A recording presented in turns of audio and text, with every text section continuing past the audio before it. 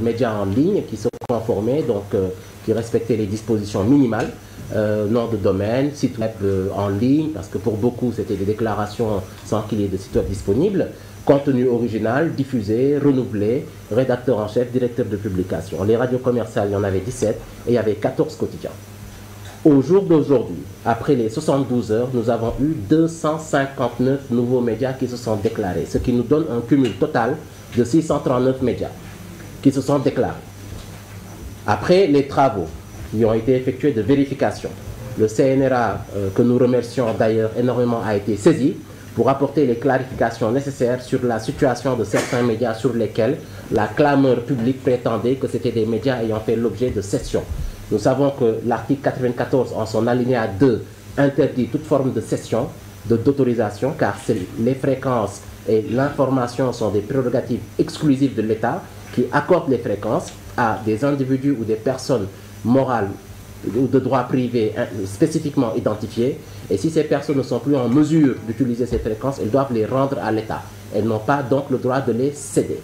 Et donc, après ces vérifications, il s'est avéré que pour certains, c'était un changement de capital, ce qui est permis et qui doit être vérifié et qui a été vérifié par le CNRA. Pour d'autres, un changement de nom. Et pour d'autres, enfin, l'acte de cession n'a pas porté sur l'autorisation en tant que telle, mais sur la cession de l'entreprise et des biens, meubles et immeubles qu'il comporte.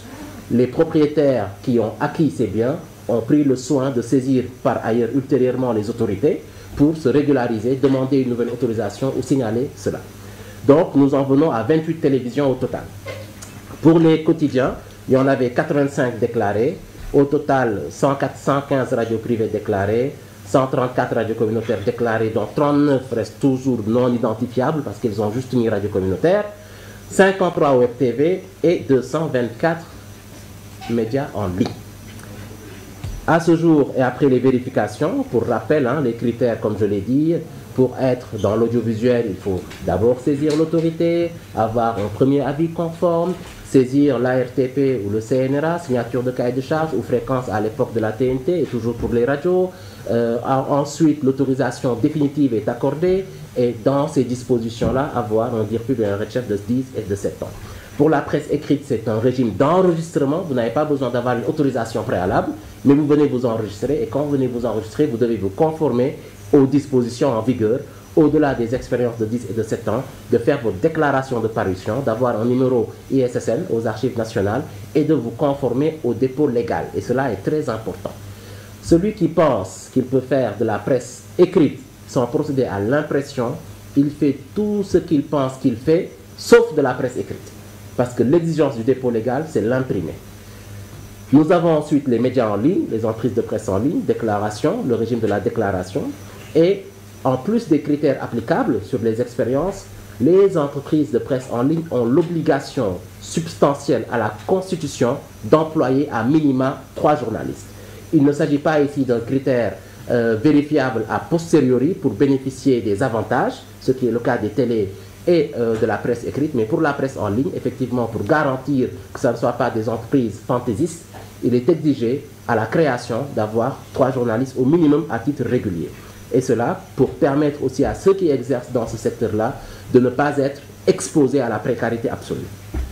Et enfin, les radios communautaires pour l'autorisation préalable de prime abord, en amont, cahier des charges et l'autorisation finale. Au jour d'aujourd'hui, après toutes ces vérifications, nous avons reçu par les entreprises de presse en ligne 123 soumissionnaires de contrats de travail. Vous avez vu qu'on était à 224 entreprises de presse en ligne. Sur ces 224, seuls 123 ont pu ou ont essayé au moins de fournir des contrats pour leurs employés. On considère donc que près de la moitié font travailler leurs journalistes dans le noir ou n'emploient juste personne et que c'est juste une personne qui peut-être fait le photographe, le preneur de son, le cadreur, le rédacteur en chef, le directeur de pub et le reporter, ce qui en l'absolu est impossible. Donc vous verrez que dans cette liste, sur les 123, certains ont fait l'effort, mais on s'est rendu compte qu'il y avait des lacunes par rapport aux contrats qu'ils ont soumis et il n'y a que 80 entreprises de presse en ligne qui ont déposé des contrats en bonne et due forme, conformes au Code du travail, conformes à la convention collective. 80 fois 3, ça fait 240 journalistes qui se sont retrouvés dans une situation régularisée. Je pense que vous avez eu écho, hein? Ça a couru les rues, donnez-moi votre CV, je vous signe un contrat, allons à l'inspection. Et donc, cette restructuration, pour le moment, a eu pour effet bénéfique de permettre ce premier niveau de régularisation. Sachant que nous n'allons pas nous arrêter là parce que nous allons aller au bout. Celui qui a déposé un CDI ou un CDD dans notre plateforme visée par l'inspection du travail et que le ministère du Travail siège dans cette commission, nous allons leur donner des instructions fermes pour qu'il s'assure que cet employé bénéficie de ses cotisations sociales que l'entreprise lui doit. Nous avons 43 médias qui ont déposé des contrats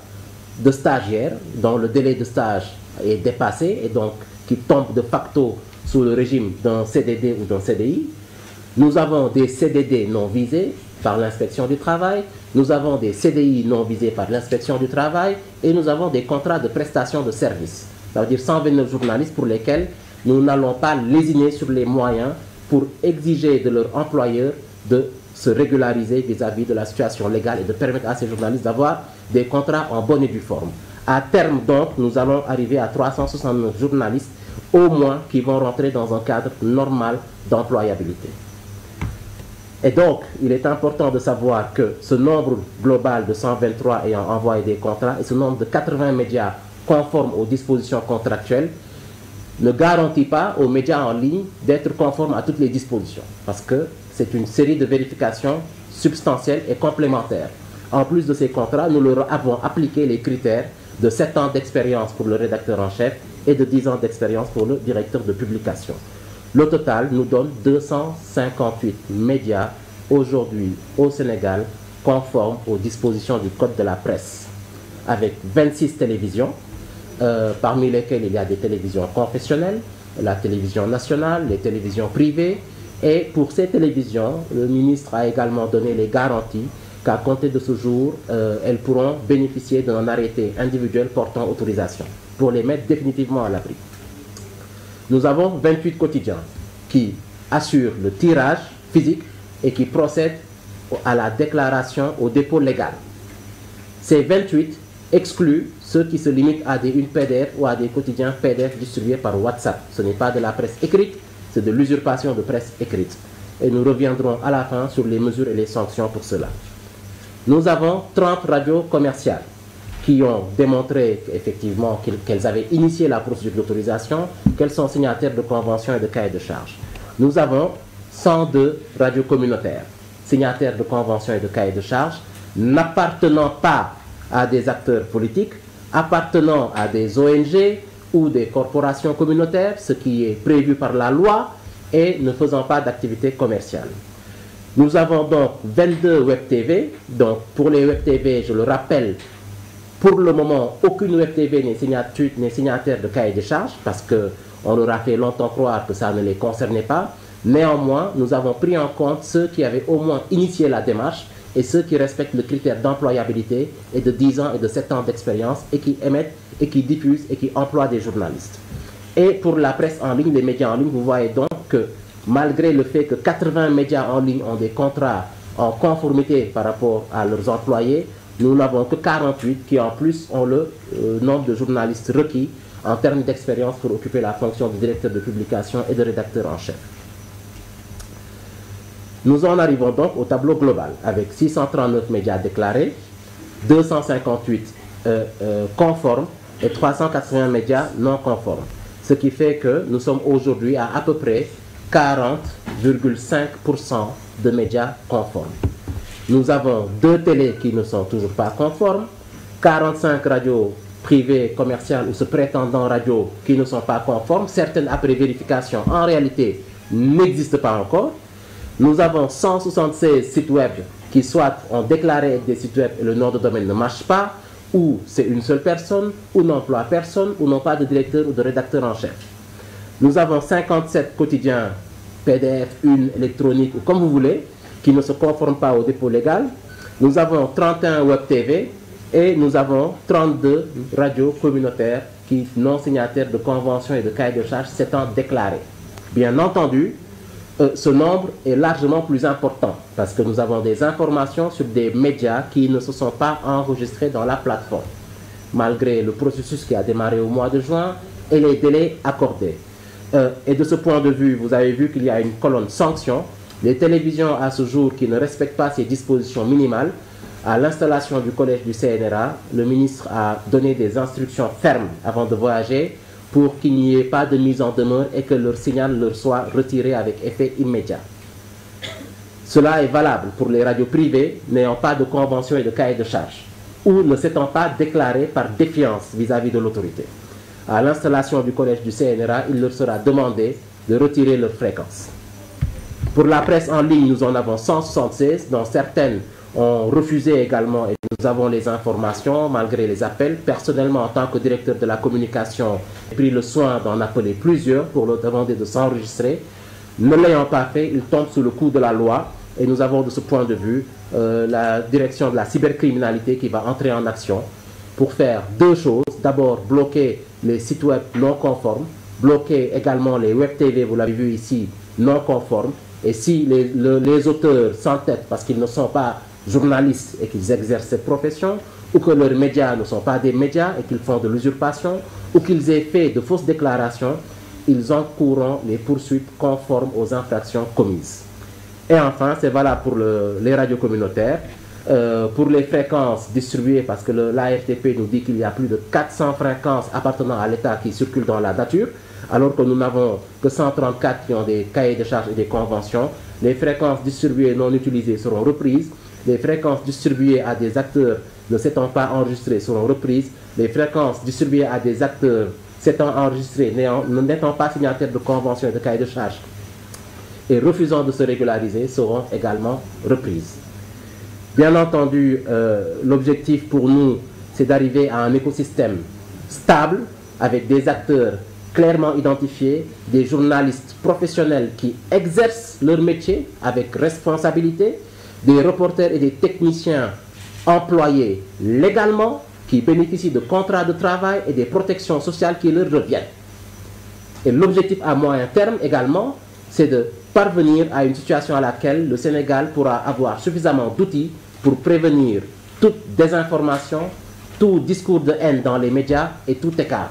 Et nous savons que ce processus nous a déjà permis de réduire drastiquement le flux de pollution diffusé dans les médias, principalement en ligne. Et le processus n'est pas figé. Demain, après-demain, lorsque le ministre l'aura décidé et que nous aurons fini de restructurer le fonds d'appui de développement à la presse et que le fonds de développement de l'audiovisuel sera mis en œuvre, les entreprises de presse pourront bénéficier, parce qu'identifiées, ayant droit, avec une procédure transparente de soumission dans la plateforme, avec une procédure transparente de communication des montants octroyés à chaque entreprise dans la plateforme, pourront bénéficier des accompagnements qui leur reviennent. Et donc, de ce point de vue, la deuxième phase de contrôle va intervenir à ce niveau, parce que le Code de la presse dispose clairement que pour les entreprises qui souhaitent bénéficier des avantages qui leur reviennent, à savoir le décret portant création FADP, audiovisuel et presse écrite, elles doivent également, pour chacune d'entre elles, employer un nombre minimal de journalistes. Et nous allons arriver à ce contrôle pour effectivement exiger des contrats en bonne et due forme, à défaut que ces contrats soient régularisés et qu'après régularisation, que les cotisations sociales et que les cotisations pour la retraite soient effectivement versées. En partant hier soir, le ministre a recommandé qu'on envoie dès demain des correspondances officielles au ministère de la Justice, au CNRA et au ministère de l'Intérieur, afin que ces dispositions prévues par la loi pour ceux qui ne se conforment pas aux dispositions légales puissent être mises en œuvre. Je vous remercie de votre attention. Pour ceux qui le souhaitent, vous pouvez scanner ce code QR, aller vers la plateforme Déclaration Médias et télécharger la liste à jour des médias conformes aux dispositions du Code de la presse. Je vous remercie.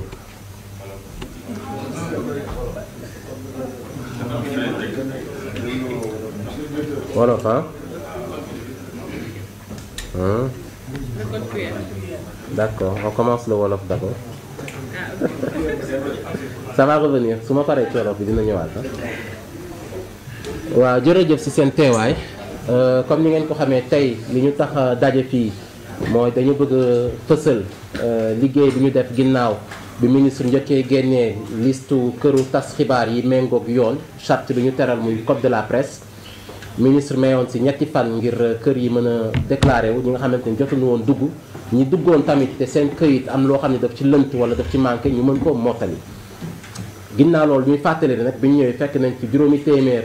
ñetti fukk ak juróom këru taskati xibaar ñoo xam ne dañ ne ñoom ay këru taskati xibaar lañ di laal ndàmpaay bi nga xam ne moom la nguur gi jagleel taskati xibaar yi. ñun nag bi ñu ñëwee ñu bëgg ko saytu rax ci dolli taskatu xibaar yi seen bopp ñoo def seeni waxtaan yu yaatu tuddee ko assise des médias assise yooyu ñu tënk ci ñaari ponk yu am solo ñëw dénk ko jëwriñ bi yor wàllu tas xibaar ne ko benn dañu bëgg réewu Sénégal askan wi mën a xam kuy taskatu xibaar ak ku dul taskatu xibaar kan moo yor këru taskatu xibaar bu méngoog yoon ak ku dul def naka su dul noonu ak itam bi mujj mooy bépp charte boo xam ne dañ ko tëral ci charte bi tënk maanaam tas xibaar muy code de la presse ñu mën koo appliquer maanaam yoon mën a dox liggéeyam. ginnaaw loolu nag ministre daal di woote ndaje yu yaatu ñu waxtaan seeg ñëpp ngir mën a jox garantie maanaam processus bii ñu sumb ñëpp mën cee bokk bu nekk démarche inclusive te fépp fu mu toll ñëpp mën a xam lan la ñuy liggéey muy lu ñuy wax transparence ministre Dial di taxawal benn kuréel tuddee ko commission d'examen maanaam kuréel boo xam ne dañuy saytu bépp déclaration bu kër tas xibaar yi def CNRA bokk ci CORED bokk ci commission nationale carte de presse bokk ci ak yeneen i ñeenti jëwriñ muy ministère de l'emploi ki yor wàllu liggéey ki yor wàllu sécurité intérieure justice ak ñun ñi ministère de la communication. bi ñu njëkkee def ndaje xool maanaam këyit yi ñu jébbal ci kër taskati xibaar yi dañu gis ne maanaam lu ëpp ñetti téeméer ak juróom-ñeent fukk daal dinañ déposé seen i këyit ngir ñu mën leen ràññee ñaar fukk ak benn télé juróomi fukki journal ñaar fukk ak juróom-ñeenti rajo juróom-ñeenti fukk ak juróomi benn rajo communautaire ñeent fukki télé ak téeméer ak juróom-benn fukk ak ñeent ak juróomi site en ligne.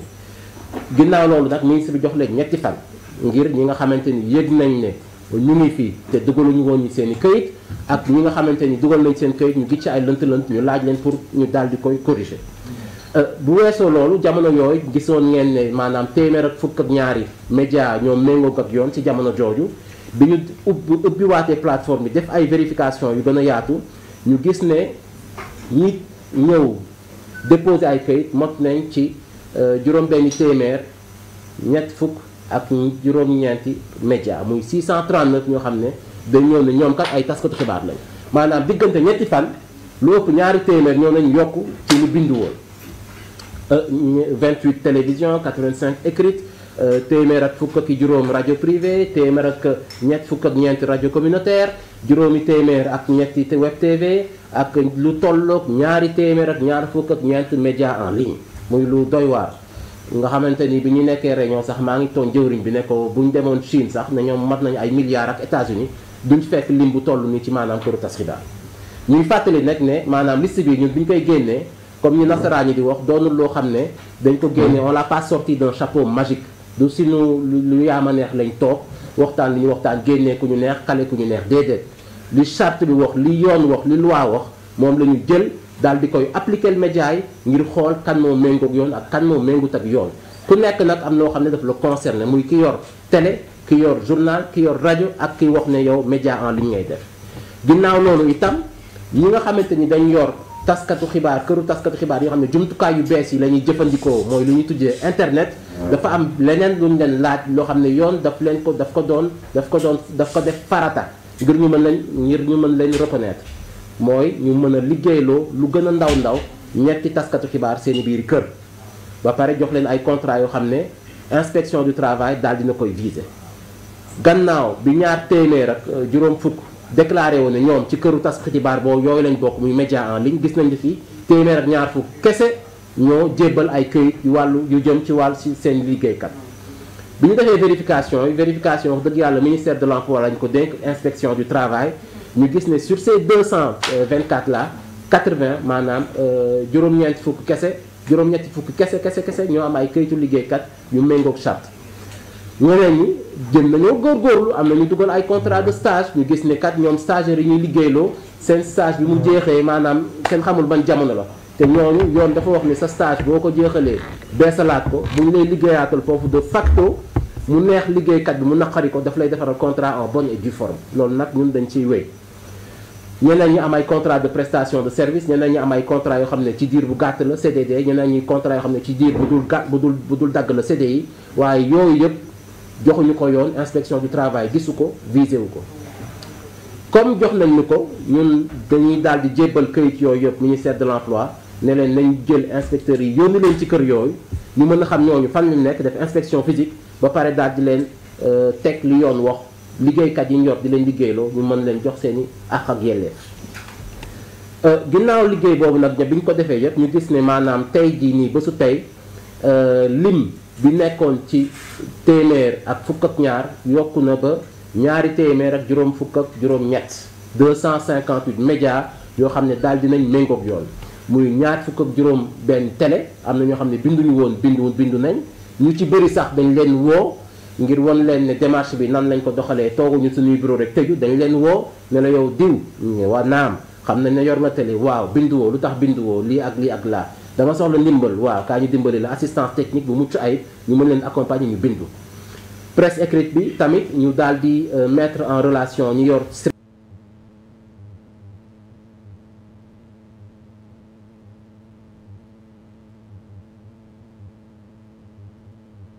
message loolu la imprimante di def ngir këy bi mën a génn kon boo imprimé wul pressé woo mënoo yor presse écrite jaaxayti bu fekkente ni WhatsApp nga toog di def say encadré di def say une ak say quotidien loolu mën nga ko tuddee nu la neex lu dul presse écrite te wax nañ leen ko waxati ko depuis le mois dernier ak mois de juin bi ñu tàmbalee ñu koy def laaj nañ leen pour ñu régulariser wu bu ñu ko mënul ñun sax nee nañ leen kaay la ñu dimbali leen ngeen daal di transformé wu en média en ligne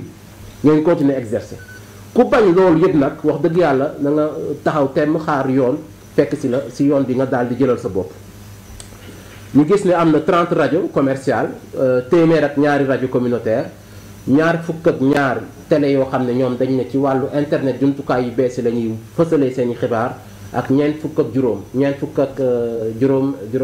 ma waxoon leen sànq ne média en ligne bi donte 80 ñoo déposé contrat 48 ñoo si mujj valide ndax liggéeyloo ñetti nit dafa am beneen charte bu ci tegu nga mën a am directeur de publication ak rédacteur en chef ndax média en ligne dafa sensible ba nga xamante ni tey ji yow boo toogee jël sa téléphone wax ci liñ ciy wax bu fekkente ni taskatu xibaar bu mucc ayib tegu ci loxoom def ci vérification mu war a def wax jooj bu fekkee wax buy tas réew la ni muy gaaw a fësee moo ëpp sax média classique yi teg boobu pour nga contrôler ko wala nga rattraper ko c'est trop tard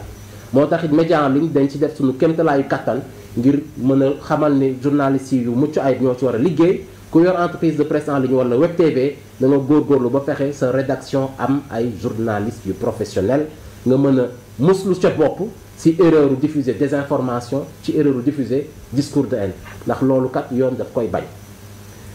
ginnaaw loolu nag ñu gis ne maanaam lim bi yëpp 639 yi ci bindu woon 258 ñoo ci valide 381 ñoo ci validul comme may nañ leen nag maanaam mois d'avril ba léegi mu mat at xanaa nag ku ñu laaj ay këyit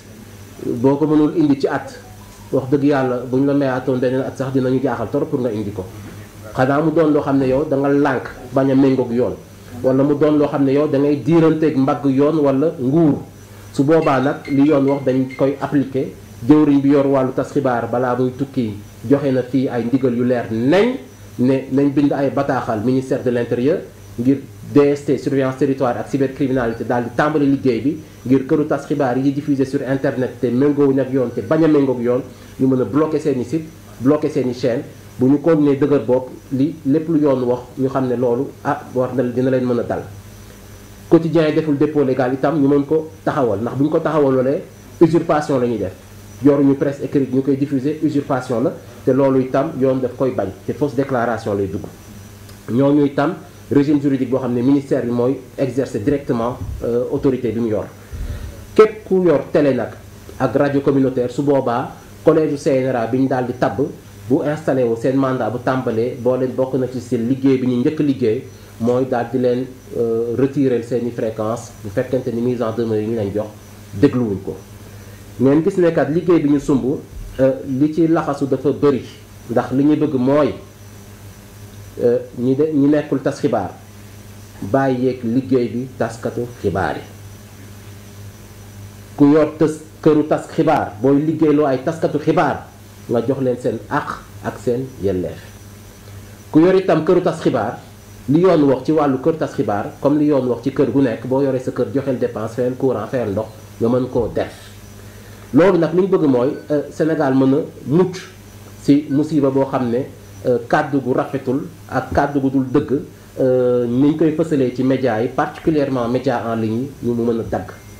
objectif itam mooy itam gis ngeen ne quitté nañ maanaam presque 500 600 médias ñu daal di wàcc ba ci 200 ak lu teg kon koppar bi nga xam ne nguur gi daf koy jégleel ñi yor entreprise di ci góorgóorlu di ci xar seen tànku tubéy ñu mën koo mën a fulal yokk formation jeune reporter yi yokk subvention yi ngir ñi seen àq jëm ci wàllu ndimbal boobu nàmpaay boobu ñooñu mën ko yelool.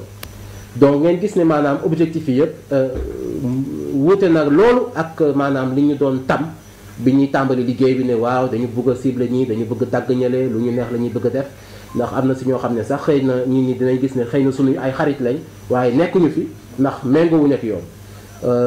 liste bi nag daal dinañ ko publier ci plateforme bi mën ngeen xool code QR bi ngeen scanné ko ngeen dem ci plateforme déclaration média ngir mën ko télécharger ñuy leeral itam ne lépp lu jëm ci wàllu ndàmpaay bi ni ñu ko defaree fii ci yoon ñëpp teg seen bët noonu lañ koy defee kuy déposé ci plateforme bi ngay jaar ñu xam Samba déposé na Masamba déposé wul ku am dërëm dañ koy publier ñu xam Masamba am na dërëm Masamba amul dërëm ku am fukki dërëm nga am fukki dërëm waaw. qu'est-ce que c'est une question ou c'est quoi?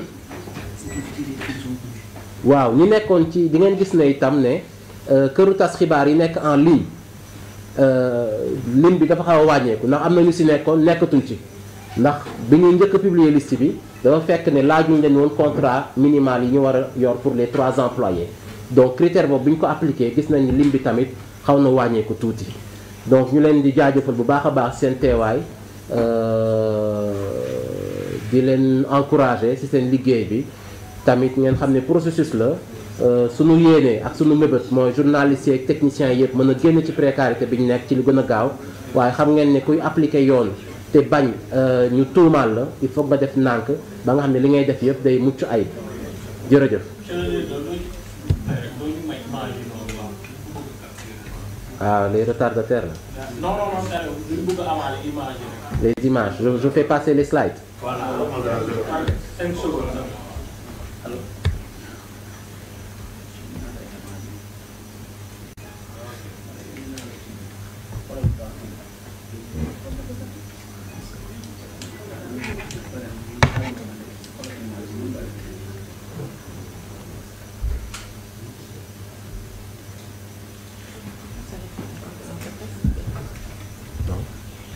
C'est une déclaration.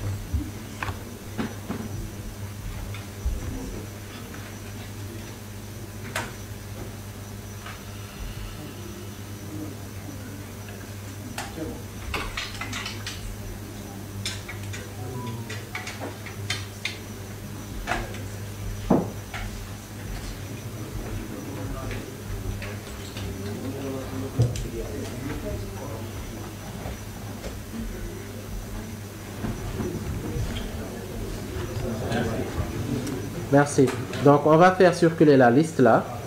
Les techniciens me disent qu'il y a un petit souci sur la plateforme. Mais ok, bon, c'est bon. On me dit que c'est bon, donc je vais aller moi-même sur la plateforme pour qu'on regarde ensemble qui est dessus et qui n'est pas dessus. C'est quoi le site web? Masamba, déclaration média.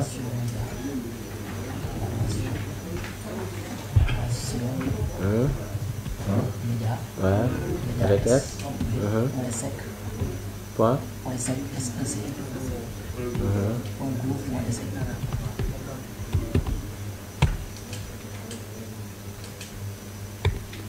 Ok. Où se trouve cette fameuse liste? Télécharger. C'est ici? Est-ce que c'est la nouvelle liste? Voilà. Donc vous avez là la nouvelle liste. Comme je disais tout à l'heure, on passe à 26 télévisions. On a 30 radios. Radio commerciale, bien sûr.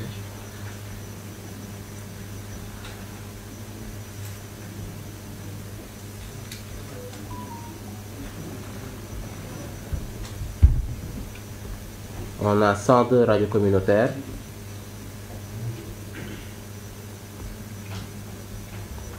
On a 28 journaux presse écrite, journaux, sorry. Pour la presse en ligne,